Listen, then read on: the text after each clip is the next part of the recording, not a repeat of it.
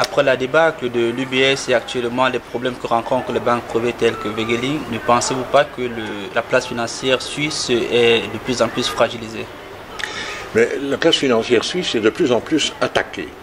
Ça, c'est extrêmement clair. La place financière suisse était finalement la seule qui pouvait entrer en compétition pour la sûreté, pour le rendement et pour la discrétion, avec ce que font de grands pays comme les États-Unis ou la Grande-Bretagne. Alors, les États-Unis et la Grande-Bretagne préservent leurs paradis fiscaux. Aux États-Unis, c'est l'État du Delaware. Pour l'Angleterre, c'est l'île de Jersey. Et ce qu'ils essayent, tout simplement, c'est de détruire la concurrence représentée par la place financière suisse. Mais est-ce que les politiciens n'auraient pas dû anticiper cela? Comment peut-on anticiper des attaques qui viennent de pays qui sont beaucoup plus puissants que nous? Donc c'est tombé sur la Suisse suite à des maladresses de l'UBS, mais ces maladresses n'étaient pas commises à l'intérieur du territoire suisse, c'est-à-dire ce n'étaient pas les lois suisses qui étaient en cause. Ces maladresses ou ces délits ont été commis aux États-Unis. Et là, ce sont les lois des États-Unis qui les ont sanctionnés. Donc nous ne pouvions strictement rien faire par rapport au mauvais comportement, que ce soit de Wegelin ou que ce soit de l'UBS, en dehors du territoire suisse. Mais quelque part, je me dis quand même que actuellement, si nous souffrons, c'est-à-dire si notre place financière subit ce genre d'attaque, également, c'est quelque part parce qu'on n'a pas su anticiper ce genre d'attaque aussi. On ne peut pas anticiper ce genre d'attaque. Moi, je dirais que c'est l'équivalent d'une guerre. Alors, jadis, pendant les guerres mondiales, le problème était assez simple. Est-ce que l'armée allemande va envahir la Suisse? Alors, pour se prémunir contre cela, il fallait une armée. Cette armée, effectivement, a dissuadé les Allemands d'envahir la Suisse. Les Allemands étaient intéressés pour toutes sortes de raisons. Aujourd'hui, c'est une guerre économique.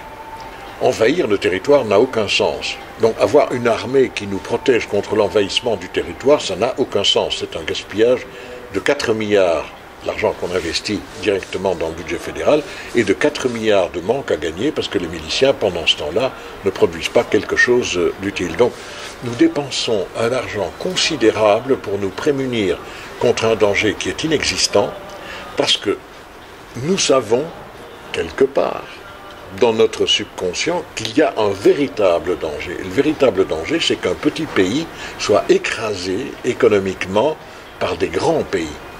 C'est le cas pour la place financière vis-à-vis des États-Unis ou vis-à-vis de la Grande-Bretagne.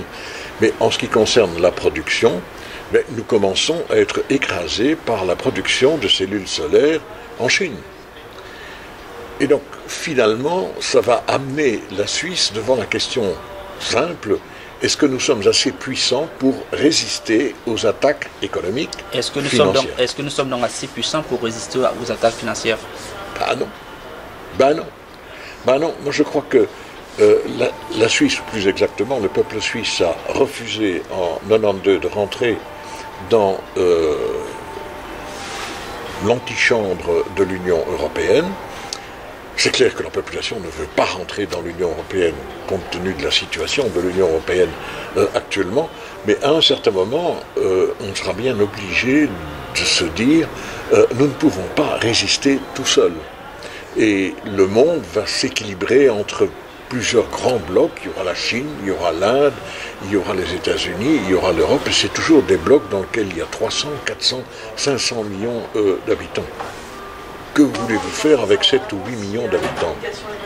Mais si, par exemple, la Suisse venait entrer, par exemple, dans l'Union européenne, et on sait que l'Union européenne, ils sont en train de vouloir mettre en place, par exemple, une politique économique commune, alors nous, à l'intérieur, qu'est-ce qu'on va devenir? Mais il y a des pays qui sont extraordinairement prospères à l'intérieur de l'Union européenne. C'est par exemple le cas du Danemark, c'est le cas de la Suède. Donc il est parfaitement, ou de l'Allemagne. L'Allemagne est parfaitement prospère, ce n'est pas parce qu'elle est dans l'Union européenne qu'elle en souffre. Le problème, c'est le poids politique. Je voudrais vous rappeler la situation qui s'est produite avec les otages suisses en Libye. Ils sont restés là plus d'1 an en otage. Et Si vous interrogiez des Français ou des Anglais lors d'une réunion quelconque avec des parlementaires de ces pays, ils répondraient que, bien évidemment, le poids de la France ou de l'Angleterre dans des mesures de rétorsion à l'égard de la Libye serait tellement lourd que les Libyens auraient cédé beaucoup plus vite. Donc il faut se faire respecter dans ce monde, et un petit pays, dans certains domaines, ne parvient pas à se faire respecter. C'est ça que signifient les attaques portées contre la place financière suisse.